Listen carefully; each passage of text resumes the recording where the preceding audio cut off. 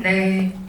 이 관이 사실 GB로 잘 안 나오는 관으로 제가 알고 있는데 워낙 화제작이고 또 정말 많은 팬들을 몰고 다니는 분들의 영화이기에 오늘 특별히 이 관에서 20관을 상영하고 GB를 하게 된 것 같습니다. 한 분씩 오늘 오신 관객 여러분께 인사 먼저 부탁드리겠습니다. 순서대로 하실까요? 네. 네, 오늘 어떡하다 부려고는 네, 장지현 감독입니다. 예, 오늘 와주셔서 너무 감사드리고요. 재밌는 얘기 좀 많이 나누는 시간이 됐으면 좋겠습니다. 예, 와주셔서 감사합니다. 네, 유니아 수녀 역을 맡은 송혜교입니다. 이렇게 설 연휴에 귀한 시간 내주셔서 감사합니다. 즐거운 시간이 되길 바랍니다. 네, 미카엘라 역의 전여빈입니다. 반갑습니다.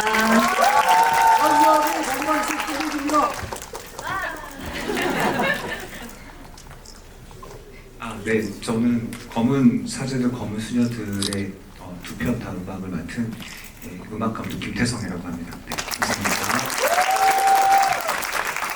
네, 안녕하세요. 네, 검은 수녀들의 연출 맡은 권혁재라고 합니다. 반갑습니다. 오늘 이렇게 귀한 시간 많이 내주셨고 또 장지현 감독님 그리고 또 김태성 음악 감독님과 함께 이렇게 뜻깊은 자리를 또 할 수 있어서 너무 저도 지금 떨리기도 하고 설레기도 합니다. 여러분들과 좋은 말씀 많이 나눴으면 좋겠습니다. 감사합니다. 명절의 시작이어서 그런지 오늘 좀 명절 같네요. 세계관 통합 같은 느낌이 들기도 하고 어쨌든 오늘 검은 수녀들 이야기 본격적으로 나눠보도록 하겠고요. 스페셜 게스트로 모신 만큼 이분의 감상으로 저희가 GB의 폰을 열어야겠죠. 장재환 감독님 검은 수녀들 어떻게 보셨는지 일단 전반적으로 간략하게 먼저 듣고 시작할까요? 예,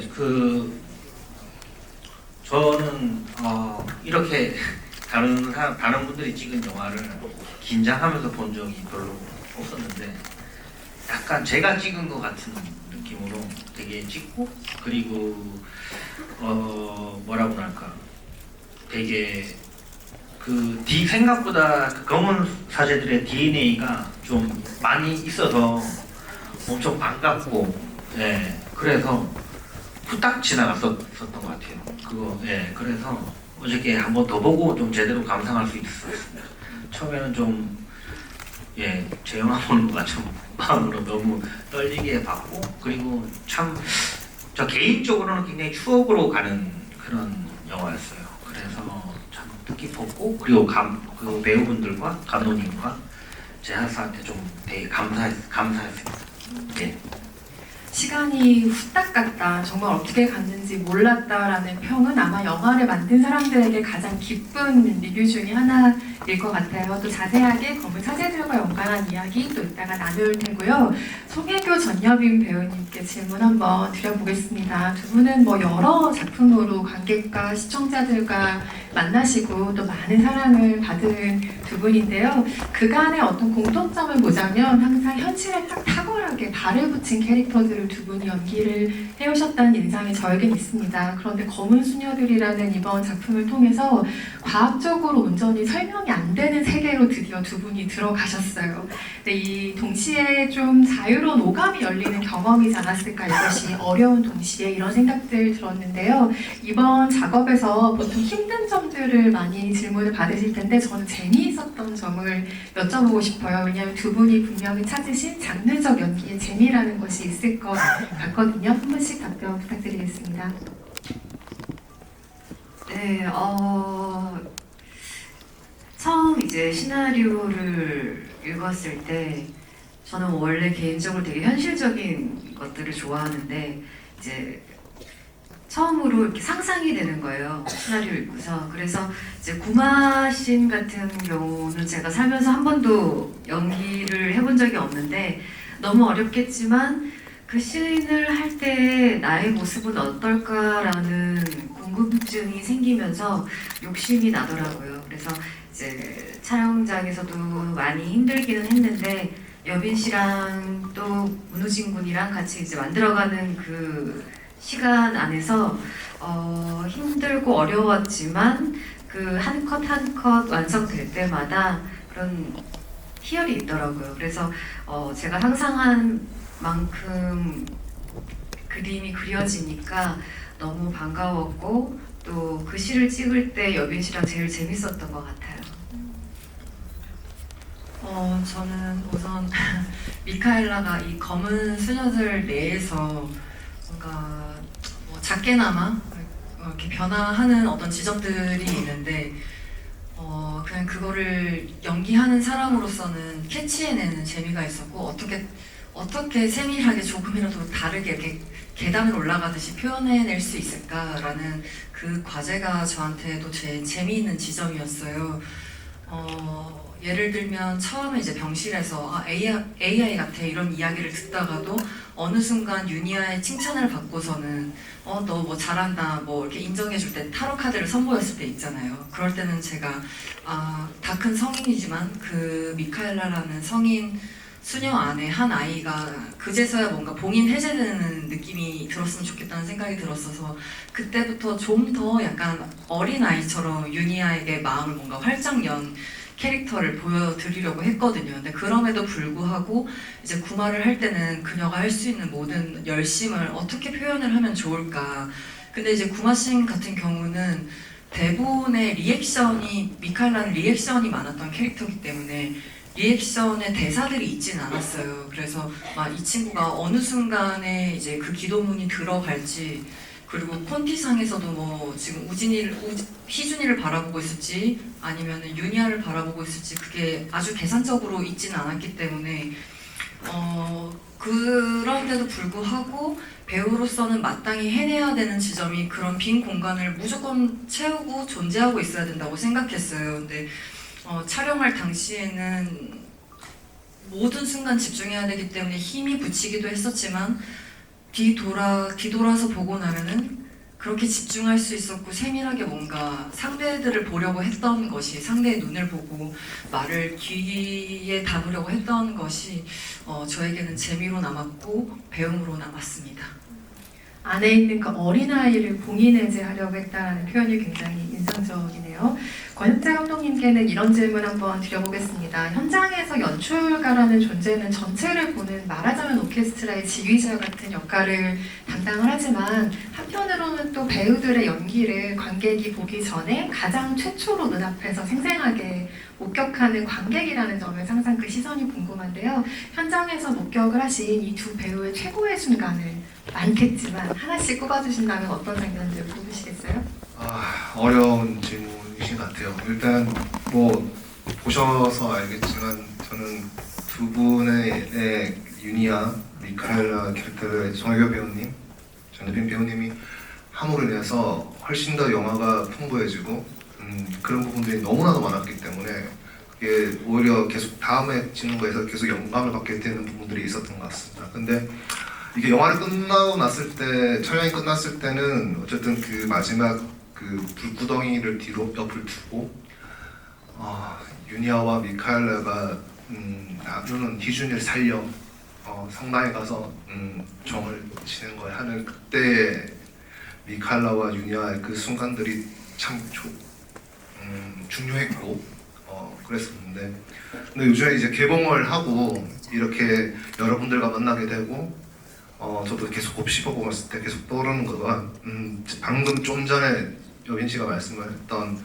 장면도 있지만 저는 그 봉쇄 수도원 이후에 그 유니아와 미카엘라가 벤치에 앉아서 괴물 같아. 그리고 왜 이렇게 살아요? 그다음에 구마의 핵심은 뭐예요? 자백.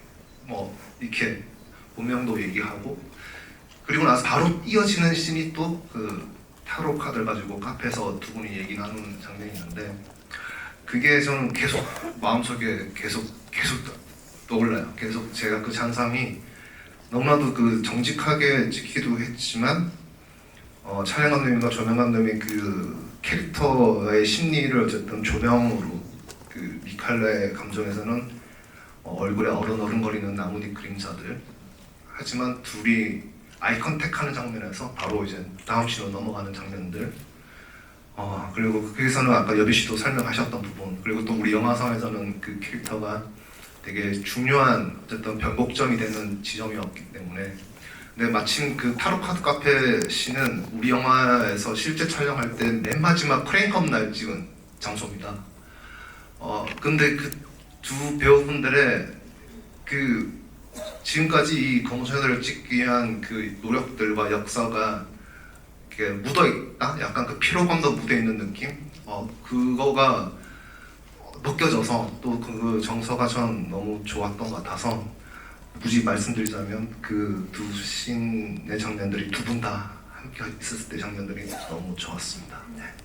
소설이라면, 텍스트라면 그 글자들을 읽어가면서 읽는 사람 한 명 한 명이 머릿속에 떠올리는 이미지가 조금씩은 다르지만 영화는 단 한 컷만으로 어떤 장면의 관계성과 또 톤앤 매너를 설명해야 하는 게 또 영화이기도 합니다. 방금 벤치 씬을 언급해 주셔서 그 미카엘라가 괴물이라고 자신을 지칭할 때 그 어른거리는 나뭇잎 그림자를 보면서 저도 현장에서 저 그림 만드느라 아주 애를 쓰셨겠다는 생각을 했던 기억이 문득 있는데요. 둘의 관계성, 앞으로 어떻게 나아갈 것인지에 대한 무드까지 담아낸 장면이었다고 생각합니다. 촬영 조명과 더불어서 음악 역시 때로는 캐릭터의 감정을 증폭시키고 영화를 밀고 나아가는 동력이 되기도 하는 아주 중요한 장치인데요. 저는 이번에 검은수녀들 보면서 스코어가 많은 장면을 굉장히 풍성하게 감싸고 있다는 인상을 받았는데 사실 음악 감독의 입장에서는 장르와 성격에 따라 음악을 어떻게 활용해야 될지를 계속 조율해야 한다는 생각이 들거든요. 검은수녀들의 경우에는 음악이 좀 이런 역할을 했으면 좋겠다라고 생각하셨던 부분은 어떤 게 있을까요? 김태성 음악 감독께 질문 드립니다. 네. 일단은 저는 그 검은 사제들과 검은 수녀들의 두 편을 다 작업을 해가지고 이제 일단은 크게 보면은 검은 사제들의 DNA, 아까 많은 부분의 DNA가 연관되어 있다고 그랬잖아요. 그러니까 일단 검은 수녀들을 작업할 때 가장 중요하게 생각했던 것 하나가 검은 사제들의 세계관을 어떻게 이 검은 수녀들의 세계관으로 끌고 올까였어요. 그래가지고 보시다 보면 오프닝에 그 시작할 때 그 메인 테마가 나오는 그 호흡이나 이런 것들이 사실 어떻게 보면 검은 사제들의 연장선으로 똑같거든요. 그리고 엔딩에 어떤 그 큰 대교가 나오면서 좀 벅차오르는 음악으로 끝나는 것까지 일단 그 세계관의 DNA를 통일시켰고, 그 다음에 이제 그 검은 수녀들의 그 음악을 작업할 때 또 굉장히 중요하게 생각했던 게 이게 이제 남녀의 역할이 뒤바뀌어요. 이게 어떻게 보면은 이제 메인 서사를 이끌고 가는 그 캐릭터가 수녀가 되는 것만으로도 영화의 무드가 굉장히 달라지거든요. 완전 세계관이 완전히 달라지기 때문에 이런 것들에 대해서 어떻게 차별화를 둘까요? 이 둘의 감정선, 그 다음에 이게 어떻게 보면 여성 연대, 그 약자에 대한 어떤 그런 이야기라고 저는 생각을 해가지고 어떻게 보면 이제 장르물이라기보다는 이 두 사람의 감정 라인이라든지 그 다음에 이 두 사람이 진짜로 해서 어떤 행동들을 궁극에 하려고 하는지에 대한, 그러니까 결국에는 희생을 하잖아요. 희생. 그 유니아 수녀가 불구덩이로 이제 걸어 들어갈 때 나오는 그 이름이 그 곡 제목이 파스칼의 희생제물이라는 이게 희생과 제물이라는 이 단어가 두 개가 다 있거든요. 이게 1편에서는 강동원의 그 후광 논란 있잖아요. 강동원 배우가 노래를 하면서 막 이렇게 걸어올 때 썼던 그 음악인데, 그때는 강동원 배우가 화면 앞으로 다가오는 때 이제 그 음악을 사용을 합니다. 근데 이때는 윤현수가 멀어지는 장면에 불구덩이로 들어갈 때 이제 그 음악을 사용하면서 이 사람이 결국에는 자기 몸을 희생을 하면서 한 아이의 생명을 구하려고 하는 가장 어떤 걸 표현하려고, 어쨌든 이런 이 내면의 어떤 강인한 것들을 표현하려고 음악을 이렇게 작업을 했던 것 같아요. 그래서 그 장르물이라기보다는 감정 라인에 좀 집중을 많이 했던 것 같고, 제가 그 다른 영화 이야기를 해서도 죄송하지만 82년생 김지영이나 한공주 같은 작업을 하는 마음으로 어떻게 보면 이 검은 수녀들 작업을 했던 것 같아요. 네. 언급해주신 장면 가운데 최부재의 장면은 10년째 오해를 받고 있는 장면이죠. 조명을 더 켜지 않았는데 왜 강동원 씨만 조명을 켜줬냐. 장재훈 감독님이 아니다라고 공식적인 답변을 내놓으셨음에도 불구하고 10년째 논란이 되고 있습니다. 사실 이 모든 세계관은 11년 전 선보인 단편 12번째 보조사제에서 이만큼의 세계관이 확장이 된 겁니다. 검은 사제들을 지나서 이번 검은 수녀들까지 세계관이 확장이 됐는데요. 정말 남다른 기분이 강재원 감독으로서는 드실 것 같고, 사실 그 단편으로 먼저 만들었던 이유가 장편 제작에 좀 어려움들이 있기 때문에 단편으로 먼저 약간 말하자면 샘플링을 하신 셈이었던 거잖아요. 근데 그때와 비교해서 장르적인 허용이 많이 받아들여진 어떤 업계와 관객들의 변화를 좀 감지하고 계시지 않을까 싶어요. 그때와 비교하면 어떤 생각들 드세요? 네, 저도 그때 검은 사제들 개봉했을 때 관객들이 모르겠어요. 저한테 이렇게 몰래 와서 저 사실은 이런 장르 좋아해요. 약간 이렇게 약간 이 장르를 좋아하면 안 될 것 같은 그런 좀 게 있었는데 뭐 곡성이라든가 뭐 파묘라든가 이런 영화들이 좀 나오면서 이제 좀 커밍아웃된 그런 느낌이 조금 있어요. 그래서 예, 기분이 좀 제가 사회에 이바지를 하고 있는지 잘 모르겠습니다. 말하자면 검은 장르에서 흰 장르로 조금 올라온 느낌 같은 공식적인. 네. 예, 그거가 검은 수녀들이 이제 그거를 딱 도장을 좀 찍어주는 것 같은 느낌이 좀 있습니다. 네, 우리의 유니아 수녀에게 질문을 한번 드려보겠습니다. 유니아 수녀를 연기하는 송혜교 배우로서는 아마도 감정을 폭발시키고 계속 드러내는 것보다는 이렇게 올라오는 것들을 계속 누르고 절제하는 게 아마 현장에서 가장 큰 과제이지 않았을까 싶은 생각이 들었는데요. 실제로 유니아는 그 부마자 안에 악령을 대할 때를 제외하고는 감정을 정말 최대한으로 절제하는 캐릭터라고 느꼈습니다. 그래서 현장에서 혹시 예상 밖으로 감정이 마구 동요했던 순간 있으셨는지 궁금했어요. 각본을 읽으면서 상상했던 때보다요. 이제 보신 분들은 아시겠지만 유니아 수녀는 전사가 설명이 잘 되어 있지가 않아요. 그래서 유니아는 왜 그 아이를 살리기 위해서 그런 용감한 선택을 했을까? 그리고 나라면 그럴 수 있을까?부터로 시작을 했던 것 같아요. 저는 그래서 나라면 못할 것 같다가 답이었는데, 근데 유니아도 같은 사람인데 어떻게 저렇게까지 용기가 있을 수 있지? 라는 생각을 되게 많이 했는데 수녀니까 할 수 있다 라는 결론으로 이제 일찍이 이제 미카엘라는 본인의 그 트라우마, 본인이 가진 그 영적인 거를 밀어내는, 인정하고 싶지 않은 친구이지만 유니아 수녀는 아주 오래전에 그걸 다 받아들이고 인정을 하고 산 수녀이기 때문에 그렇게 모든 어떤 것들에 흔들리지 않았다라고 생각을 해요. 그래서 그런 생각을 처음부터 가지고 갔기 때문에 촬영하면서 그런 템포를 잘 맞출 수 있었던 것 같아요. 그리고 또 옆에서 여민 씨가 그 호흡을 너무 잘 맞춰주셔가지고 제가 도움이 많이 되지 않았나. 네. 관련해서 또 이런 질문도 드려보고 싶은데요. 유니아를 설명할 수 있는 여러 가지 키워드들이 있지만 저는 가장 크게 큰 의미에서 사랑을 이야기하고 싶은데, 사실 그간 송혜교 배우는 멜로가 사랑한 배우이고 또 우리가 멜로로서 보기를 너무 소망했던, 사랑했던 배우이기도 하죠. 그런데 장르의 영역으로 들어오시면서 또 이번 영화를 특히 통해서 송혜교 배우가 더 크고 깊은 의미의 사랑을 이야기하는 캐릭터로 뭔가 돌아왔다. 더 큰 사랑 안에 이 배우가 계시게 되었구나라는 생각이 들었는데요. 영화를 찍으면서 혹시 더 큰 차원의 사랑을 깊이 생각하게 되셨는지, 실제로 어떠셨는지 궁금하네요. 더 글로리를 시작으로 이제 두 번째 장르물이었는데 저는 모든 작품이 같아요. 찍을 때는 그냥 그 순간만 집중하고 연기를 하느라 다른 것들은 생각을 하지 않는 것 같아요. 그 순간 정말 유니아가 되기 위해서 너무 열심히 했었고, 모든 작품이 그렇지만 끝나고 나면 이제 이런저런 생각들이 드는 것 같고요. 연기를 하는 동안에는 다른 생각을 좀 하지 않는 편인 것 같아요. 네.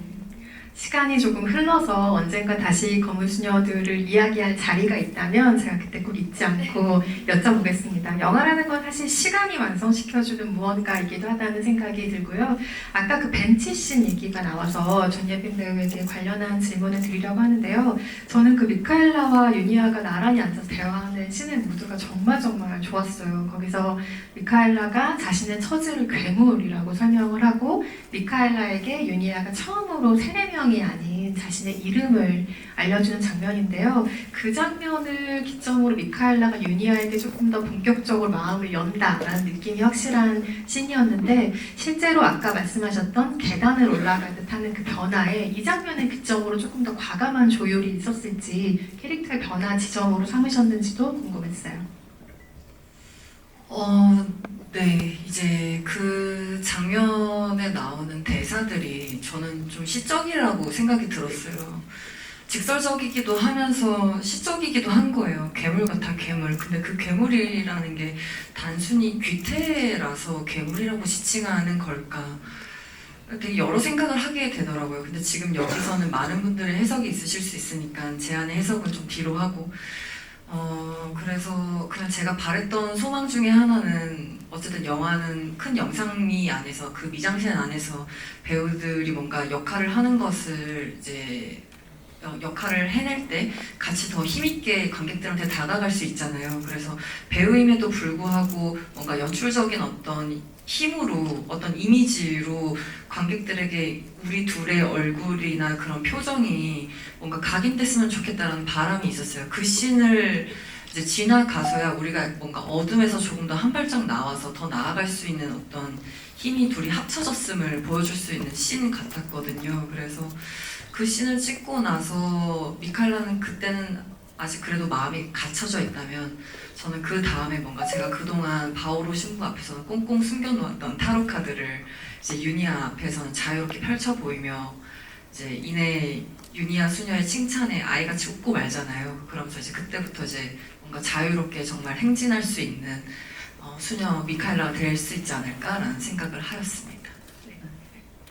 장르 영화 그리고 그 중에서도 오컬트 내 여성 투톱이라는 구도 자체는 한국 영화계뿐만 아니라 사실 뭐 세계 영화계를 다 찾아봐도 사실 전례 없는 귀한 풍경이라는 생각이 듭니다. 그래서 저는 이 영화를 수녀 버디무비라고 지칭을 하고 싶은데요. 사제들이 아닌 수녀들의 행보였기에 이 영화가 한층 의미를 지니는 점이 있다고 보는데 장재영 감독님은 어떻게 보셨는지 궁금해요. 수녀들이기에 생긴 매력은 무엇일까요?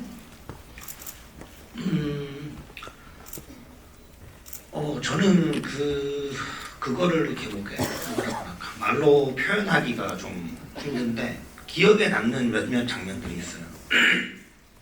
죄송합니다.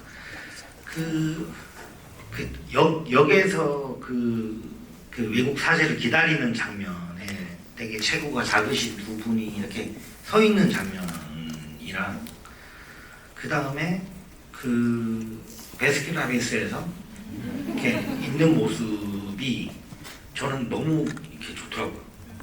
그게 되게 실제 수녀분들이 그렇게 있었던 거를 마치 봤던 것처럼 그 장면이 되게 작고 보이지 않지만 굉장히 좀 강인한 두 여성상 같은 느낌이 좀 들었었고, 그리고 제가 너무 좋아하는 장면 중에 한 개가 그 미카엘라가 먹는 장면이 다운로도 그렇고 그것도 되게 기억 남고, 그 다음에 제일 좋아하는 장면이 그 유니아 수녀가 김범신 XXX라고 하는 대사가 있어요. 그걸 딱 들었는데 기분이 이상하더라고요. 제가 약간 절 욕하는 그런 기분이 되게 들었는데 이상하게 좀 섹시한 거죠. 그래서 또 듣고 싶은데 그 다음부터 안 나오더라고요. 그래서 참 묘한, 그게 참 뭐라고 할까, 신부들이 했으면 좀 그냥 그런 느낌일 것 같은데 또 이렇게 아기자기하면서도 거기 안에 있는 뭔가 강인함이 느껴지는 그런 장면들이 꽤 있어서 되게 좀 보석 같은 그런 느낌이 좀 많이 들었습니다.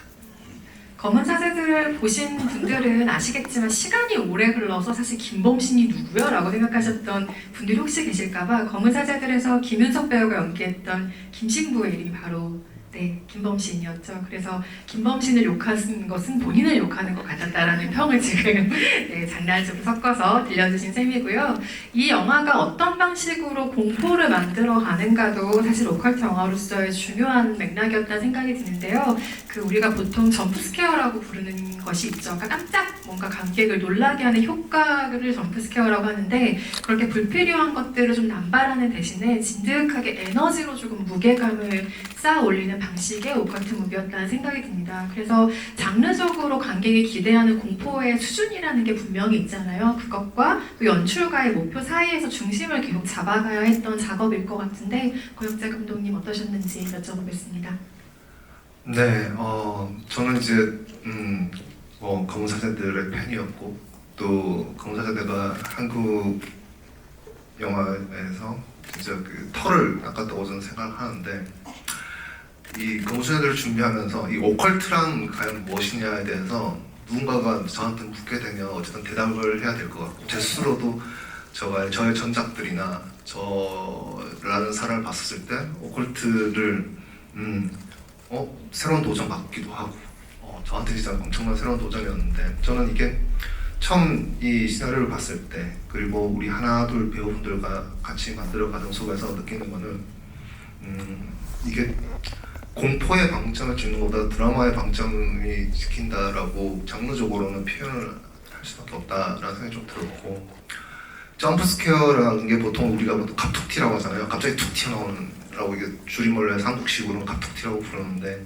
그것도 공포 영화에서는 되게 점프 스퀘어를 잘 쓰고 설계돼서 준비한다면은 그건 되게 효과적인 공포 영화의 하나의 부분이라고 생각합니다.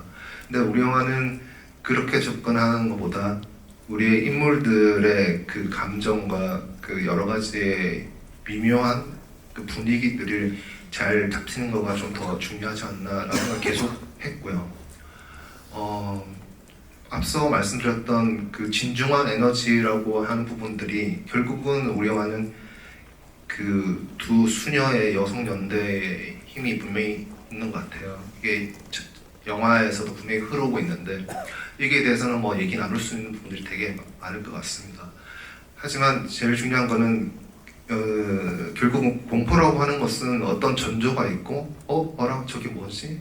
그리고 이게 무섭다? 그리고 나서 그 무서운 상황을 빨리 벗어나기 위해서 보통은 와! 꺄! 이렇게 소리를 지르면서 와이를 해서 어쨌든 그 무서움을 해결하려고 하는 그 흐름으로 하는 것인데 우리 영화는 유니아 캐릭터도 그렇고 미카엘라 캐릭터도 그렇고 이미 유니아는 그런 무서움의 전사가 아주 디테일하게 그려져 있지는 않지만 유니아 캐릭터상 뭔가 악령이나 사령들이랑 무서운 일이 벌어졌을 때 그에 대해서 연연하지 않는 강직한 용기가 있는 대담한 인물로 저는 그려진다고 생각합니다. 오히려 진짜 그 건의에 있는 현실의 이 스템 이런 것들이 오히려 더 공포로 와닿을 수도 있겠다는 생각도 들었고 미카엘라는 어떻게 보면 의사이며 수녀이며 사람들을 구하기 위해서 엄청난 노력을 해왔고 자신의 아픔들을 꾹꾹 답답함을 꾹꾹 담았을 것 같아요.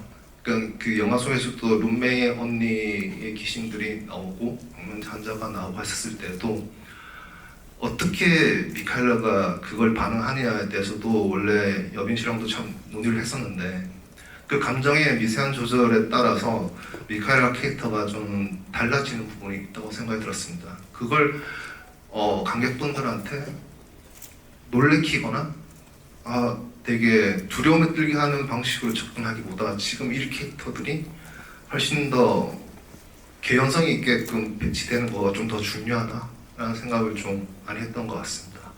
그리고 이제 구마의식에서는 검은 사제들이 굉장히 진짜 설계가 다 되고 잘 집되어 있는데 그걸 따라가면서 이 두 수녀가 따라가는 것에서 비교해보는 재미도 분명히 있을 거고 또 다르게 해석되는 부분들이 또 있을 것이다. 또 우리 검은 수녀들만의 그 연대하는 무속과 연대하는 신성함을 경험한 셋 그 부분들이 되게 중요하다고 생각했습니다. 그 연대가 훨씬 더 좀 중요한 에너지로 생각을 했던 것 같습니다.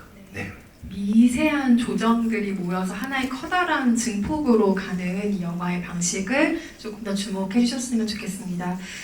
영화 안에서 캐릭터를 연기하는 배우의 목소리나 톤이 음악에 고려되는 부분이 분명히 있을 것 같다는 생각이 드는데요. 엔드 크레딧에 또 우리가 유니아 수녀의 아주 성스러운 기도문을 들을 수 있어서 굉장히 기쁜 마음으로 극장을 나서게 되는 작품이기도 한데요. 미카엘라의 네, 미카엘라. 네, 기도문을 읽은 거기는 스코어입니다. 약간 비하인드가 있는데 원래 이제 노래를 같이 하기로 했는데 바빠가지고 노래를 못했어요.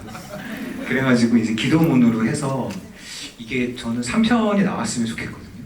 그래서 거기 보면은 강동원 씨의 목소리도 나오고요. 그 엔딩곡 거기 김윤석 씨의 또 백코러스도 있습니다. 그래서 이 세 명이 또 한 팀을 이뤄가지고 하는 그 3편을 기대하는 마음으로 그렇게 음악을 만든 겁니다. 네. 그래서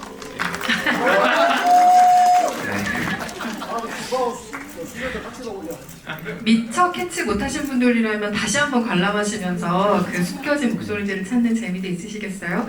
송혜교 전여빈 배우가 가진 그 고유의 톤이 음악에 무대 영향을 준 부분도 혹시 있을까요?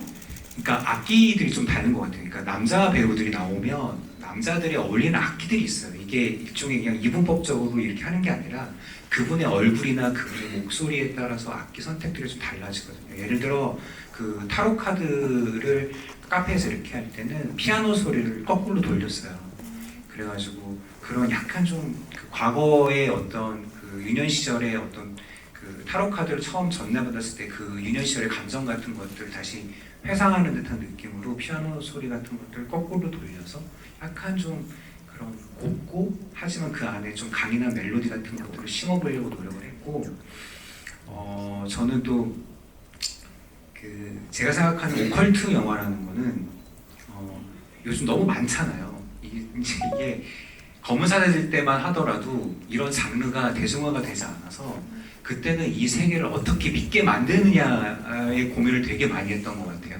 근데 이제는 이제 너무 대중적인 장르가 돼버려가지고 이제는 남들과 어떻게 하면 조금 다를까? 약간 이런 생각들을 많이 했던 것 같아요. 그래서 오히려 뭐 이런 효과음 그런 좀 강한 것보다는 예를 들어 그 미카엘라 수녀가 그 병실에서 그 어떤 영혼과 조우하는 좀 약간 소름 끼치는 장면이 있잖아요. 거기는 아예 음악을 빼버렸어요. 처음에 딱 손이 나왔을 때 정적으로.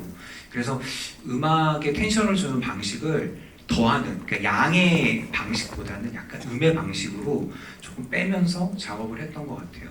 그리고 아주 지극히 현실적인 것에 약간 이슬적인 요소가 오면서 공포를 느낀다고 생각을 했어요. 그래서 그러니까 저는 그런 생각들을 자주 하거든요. 만약에 이런 좌석에 저기 구석에 어떤 그 희한한 그 조각상이 하나 있다. 그러면 대부분의 사람들은 그걸 무시하고 뭐 지나갈 수도 있지만 어떤 사람들은 그게 안 어울린 장소에 그런 게 있는 걸로 약간 어떤 사람들은 소름이 끼칠 수도 있거든요. 그러니까 저는 그런 순간에 오히려 이제 그 어떤 사인 같은 것들, 그런 소리 같은 것들을 주면서 이 오컬트의 세계관을 조금 좀 만들어 보려고 했던 것 같습니다. 네. 당연하지만 예시를 들어주신 것입니다. 이 상영관에는 아무것도 없습니다. 여러분 놀라지 마시기 바라겠고요. 관객석으로 마이크를 넘기기 전에 장재영 감독님 오늘 스페셜 게스트로 모셨으니 혹시 게스트분들께 영화를 보시면서 궁금한 게 있으셨다면 하나 질문을 먼저 해주시고 관객석으로 마이크를 넘길까요? 네, 유니아 수녀님께 하나 여쭤보고 싶은데 제가 각본을 보긴 했는데 꽤 오래전에 봤던 것 같아요. 그래서 각본에 있었는데 좀 없어져서 좀 아쉬운 장면이나 그런 게 좀 있는지 좀 궁금합니다. 네, 원래 촬영까지 다 마쳤는데 이제 중간에 이제 미카엘라가 제가 함께 하자라고 계속 얘기를 하는데 미카엘라는 그거를 이제 인정하지 않는 그 부분에 있어서 한번 크게 부딪히는 장면이 있어요. 제가 미카엘라에게 이제 도로 한복판에서 화를 내는 장면이 있는데 저는 그 장면이 조금 없어진 것이 조금 아쉽더라고요. 왜냐하면 그 부분이 좀 보였더라면 관객분들이 저희 둘을 따라오는데 더 조금 도움이 되지 않았을까라는 생각이 들어서 너무 좋은데 그 부분에 그 씬이 더 들어갔더라면 더 조금 제 개인적으로는 더 풍성해지지 않았을까라는 아쉬움이 있습니다.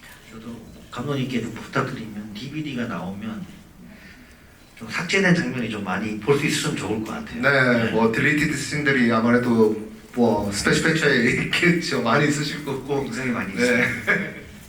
네, 그걸 보려면 여러분의 힘이 정말 중요합니다. 네, 확장판이든 무엇이든 볼 수 있는 날이 오면 좋겠고요. 관객 질문 받아보겠습니다. 손 들어주시면 마이크 전달 드릴 텐데요. 저쪽, 네, 뭔가 호불호가 나뉠 수 있겠다라는 거에서는 저는 이제 크게 그 부분보다는 우리 영화만의 색깔이고 개성이라고 저는 생각을 했고,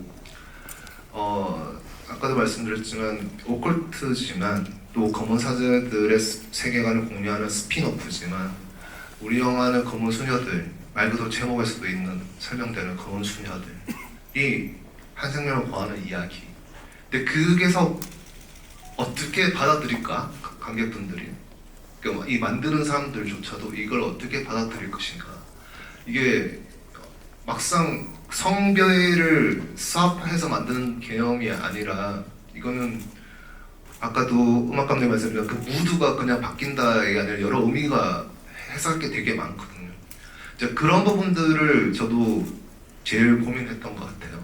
이게 연대의 이것이 지금 우리가 지금 여성 연대의 서사 뭐 이렇게 볼 수도 있긴 하지만 저는 나중에 그 마지막 구마신에서 솔직히 이 악마의 존재가 굉장히 나쁜 악마가 아이를 그렇게 하거든요.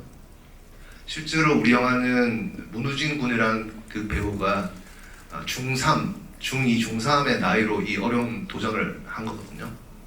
근데 그 친구가 굉장히 연기도 잘하지만 입에 그 욕을 뱉거나 하는 거가 실제로 굉장히 열심히 반듯한 친구고 그걸 해야 되는 거가 저도 연출자로서 그걸 뽑아내야 된다거나 친구랑 얘기했을 때 이게 진짜 여러 감정이 들었었는데 그 악마라는 존재가 아이에 대해서 얘기를 나눈 대사들이 있거든요.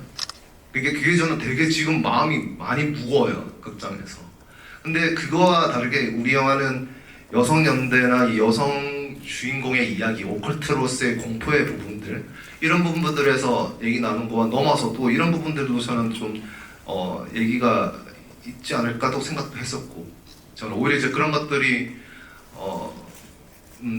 좀 고민이 됐던 부분들 있습니다. 그래서 호불호나 뭔가 비하나 이런 것들을 생각보다 이 영화 자체 만듦에 있어서 캐릭터에 더 집중하는 데 있어서 더 노력을 하려고 했던 것 같습니다. 예. 네, 제가 지금 객석에 있는 관계자들과 긴밀한 소통을 이어가고 있는데요. 더 많은 질문을 받기 위해서 시간 관계상 네, 양해를 부탁드리고 다음 질문으로 넘어가도록 하겠습니다. 이쪽 중앙에 계신 두 번째 사이드에 계신 관객분께 마이크 전달드립니다. 네, 안녕하세요. 이 영화 잘 봤습니다. 저는 권혁재 감독님께 질문드리고 싶은데 그 검은 사제들에서는 새끼 돼지의 12형상인 마르바스를 받았고 수녀님께서는 이제 악령을 잉태하는 방식으로 영화가 끝이 나는데 마지막에 유니아 수녀 묘비에 적힌 탄생이 그게 1983년 개해년 검은 돼지 흑돈의 해라서 혹시 이거 스토리상으로 의도하고 연출하신 건지 궁금합니다. 네, 이상입니다. 네, 마지막 그 묘비 유니아 묘비의 그걸 보시고 지금 생각하시는 거죠. 이제 당연히 이제 그게 이제 돼지 떼를 나오고 그리고 그게 이제 띠라는 거가 어쨌든 당연히 이제 그런 부분들이 이어질 수 있는 해석도 저는 있을 수 있다고 생각했는데 그거를 콕 집어서 우리가 지금 드러내려고는 한 의도는 아니었고 근데 그건 충분히 그렇게 해석될 수 있는 부분도 있다라고 생각을 합니다. 이제 그거는 또 또 하나의 또 해석의 또 재미일 수도 있고 그거는 생각을 했습니다. 예, 그 부분은 이렇게 보실 수 있는 부분도 있겠구나 그런 생각을 했습니다. 네, 눈썰미가 아주 밝은 관객 덕분에 또 이런 정보를 알게 됐습니다. 다음 질문 또 받아보겠습니다. 바로 두 번째 뒷줄에 계신 분께 마이크 전달드릴게요. 네. 네, 영화 너무 잘 봤습니다. 감독님께 질문 드리고 싶은데요. 권혁재 감독님께 질문 드리고 싶은데요. 그 유니아 수녀의 방이 잠깐 나오는 씬이 있는데 그때 벽지 다큐멘터리가 나오고 있잖아요. 그때 이제 유니아 수녀가 그저 검은 수녀라는 그런 상징을 보여주는 건지 아니면 또 다른 의미가 있는지 궁금한 점을 좀 여쭙고 싶습니다. 그 유니아 집은 그리고 지금 어쨌든 유니아의 공간이 처음 소개되는 곳인데 지금 말씀하셨던 TV 어쨌든 정보가 박쥐라는 그 다큐멘터리 EBS 다큐멘터리가 나오다 보니 더 이제 그렇게 생각해 볼 수 있는 것 같은데요. 이제 그런 거가 저는 오컬트의 참 재미인 것 같아요. 근데 그 의도에서 박쥐도 어쨌든 쥐라서 뒤에 보면 우리가 또 쥐도 나오지 않습니까? 쥐도 그러니까 귀엽다 뭐 쥐돌이다 이 개념이 아니라 어쨌든 쥐에 그것도 연결될 수 있다 이런 생각도 해봤었고 반면에 그 박쥐라는 거는 어쨌든 음파나 되게 지금 그런 거에 되게 민감한 부분들도 있었고 그런 분위기들 그리고 그러니까 여러 형상들이 지금 힌트가 될 수 있다라는 부분들에서 나올 텐데 근데 이제 그거는 우리에서는 그림으로서나 대사로서 좀 설명되어 있는 건데 조금 다른 페이크적인 혹은 다르게 또 이어질 수 있는 그 경계를 좀 탈 수 있는 친구가 뭐가 있을까 해서 이제 고민을 했었던 걸로 기억합니다. 그 애드립으로 생각을 하셨나 보네요. 지금 대본에 있습니다. 다 대본에 있는 대로 촬영이 진행이 됐고요. 저희는 애드립은 아니었었어요. 네. 네, 또 그리고 제가 파묘 개봉 첫날 관객이었거든요. 천만을 간 이제 파묘의 기운을 받아서 저희 검은 수녀들 화이팅 해보겠습니다. 그 아까 3편 얘기하신 것도 들으셨죠? 여러분의 정말 큰 사랑이 필요합니다. 여러분 많이 사랑해 주시고요. 입소문 많이 해주세요. 관객 여러분 사랑합니다. 마치 끝인사 같은 분위기가 됐지만 저희 질문의 시간이 조금 남아 있습니다. 그리고 오늘이 26일인데 10번을 보시려면 거의 시간을 전폐하시는 수준 아닌가요? 건강을 잘 챙겨가시면서 관람하시길 바라겠습니다. 다음 질문도 받아보겠습니다. 저쪽에 휴대폰 라이트 켜신 분께 마이크 전달드릴까요? 뒤쪽에 계십니다. 네.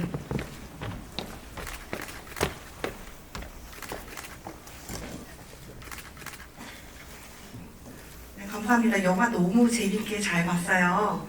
저는 이제 개인적으로 궁금한 게 악마 이름이 이제 나왔을 때 이게 인터넷에서 보니까 자막을 보셨다는 분들도 계시고 못 보셨다고 하시는 분도 계시더라고요. 저는 C집에서 봤을 때 못 봤는데 혹시 이 부분에 대해서 설명해 주실 수 있는지.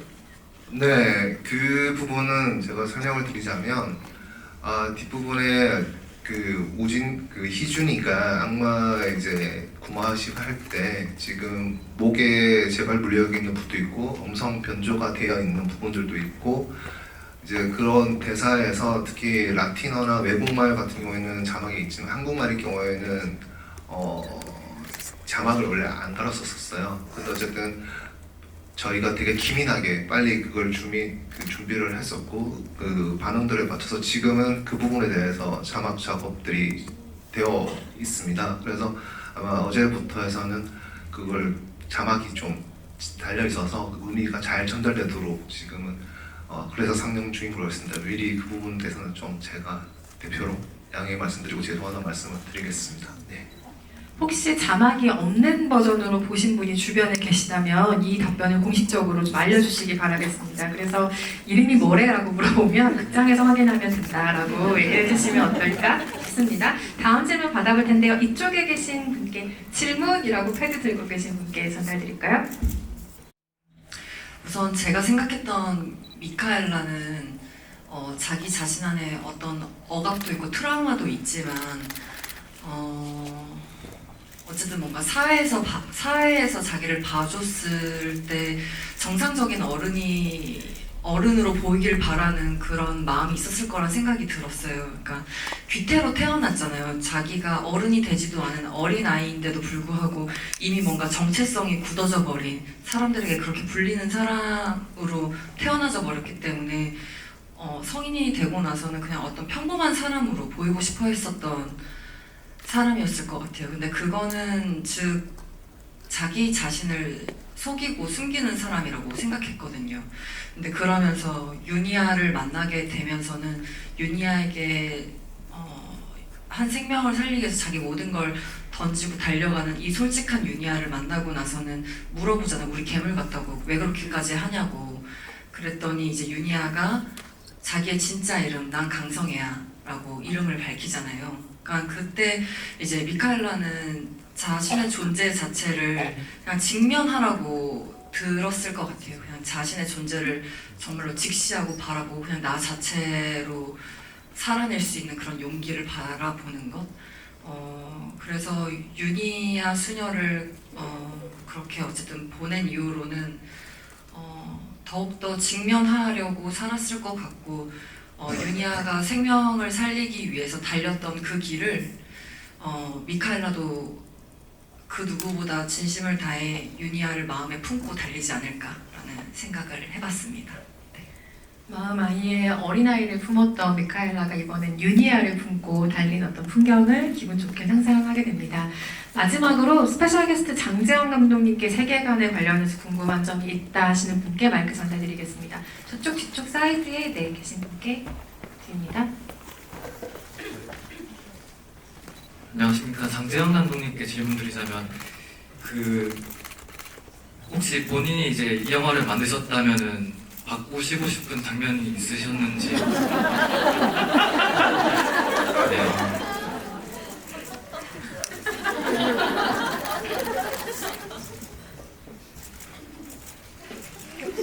이렇게 무거운 역할을 제가 드릴 생각은 아니었는데 네.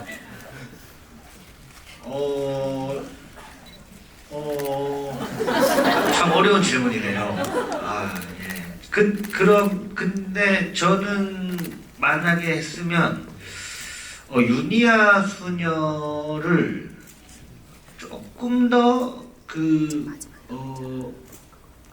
겁이 좀 있는 수녀로 좀 했을 것 같긴 해요.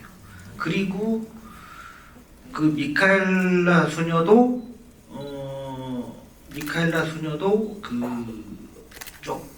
좀 이렇게 아닌 척하는 사람 있잖아요. 지금은 그냥 이렇게 조금 밝지만 뭐 좀 그런 느낌으로 하지 않았을까 뭐 그런 생각도 좀 하고. 예, 그리고 저는 그 허준호 선배님이죠. 예, 허준호 선배님 장면이 조금 평범하게 했을 것 같긴 해요. 그러니까 이렇게 약간 제가 생각할 때는 그냥 유니아가 찾아갔는데 뭐 그냥 평상시랑 똑같은데 조금 이상한 느낌. 그렇게 하면 어땠을까 뭐 그런 생각은 듭니다. 예, 그 정도. 네. 좋은 답변입니다. 네, 흥미로운 질문과 답변들 감사드리고요. 네, 오늘 이렇게 늦은 시간까지 함께 또 오늘 장재영 감독님과 또 김태성 감독님 또 송혜교 배우님, 전혜교 배우님 우리가 검은 수녀와 검은 사자들을 이렇게 함께 할 수 있는 자리가 개인적으로도 너무 또 뜻깊고 여러분들과 함께 많은 얘기를 나눌 수 있어서 너무 좋았습니다. 너무 감사합니다. 새해 복 많이 받으십시오. 네. 이 영화 시사 끝나고 장재영 감독님이 저한테 제일 처음 했던 말이 날로 먹었다고 저한테 그 얘기를 했거든요. 제가 사실 1편 음악들을 많이 사용했어요. 그래가지고 근데 이게 사실 시리즈물의 장점인 것 같아요. 이게 제가 하고 싶은 말이 뭐냐면 저 3편 꼭 하고 싶습니다. 진짜 3편에서도 좀 날로 먹고 싶거든요. 그래서 3편에 아마 이제 진짜 계획대로만 잘 만들어진다면 되게 또 희한한 그림들이 나올 것 같아요. 소녀 한 명과 또 신부 2명이 또 등장하는 되게 멋진 영화가 하나 나올 것 같으니까 진짜 이번 이 검수녀들 많이 사랑해 주시면 또 이 3편이 곧 제작에 들어갈 수도 있다는 말씀을 또 드리고 좀 많이 좀 봐주시면 좋겠습니다. 네, 감사합니다. 네, 여기 오늘 이 자리에 너무 좋아하는 분들과 다 이렇게 앉아 있게 돼서 너무 즐거웠고요. 제가 뭔가 더 욕심이 나서 더 이야기를 더 듣고 싶어지는 마음이 드네요.